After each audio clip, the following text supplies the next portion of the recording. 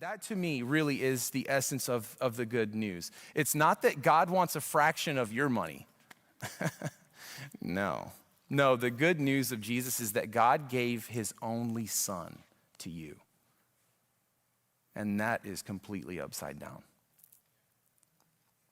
When you look over the history of time, what you find is that in service to the gods, they always ask for more. If I'm a farmer and we don't get enough rain, then I take my crops and I take the best of my crops, the best 1% of my crops, and then I go down to whatever temple we worship at and I give that, and then it still doesn't rain, and so then I cut down and give 5% of my crop and it still doesn't rain, and then I give 10% of my crops and it still doesn't rain, and then I think about what else I can give, and so then I give.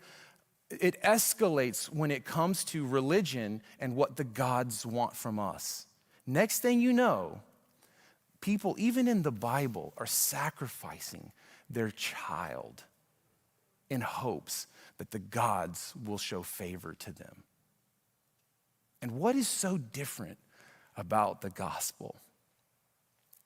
Not that he's calling me to sacrifice my firstborn son, but that he went on the line first and gave his only son so that I could be redeemed and have an engaged relationship with God and begin to experience life to the fullest.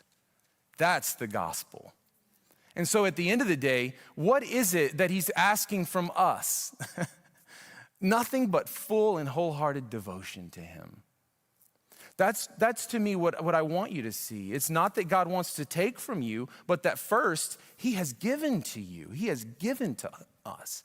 And that he wants us to live the way that he has designed humans to live, to come to know him, to dedicate our lives to him. It's for our sakes that we would devote ourselves to him, because that's how we were designed.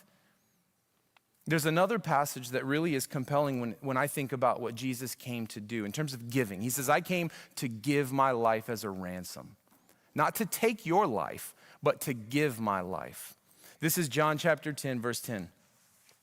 The thief's purpose is to steal and to kill and to destroy. My purpose, why I came, why I'm here, my purpose is to give. To give. Do you see that? To give. To give them a rich and satisfying life, an abundant life is what some of your translations will say. I think a flourishing life is what I might want to say, because you guys know that that's a theme of mine is the idea of human flourishing. Jesus came to give us life, not to take it from us.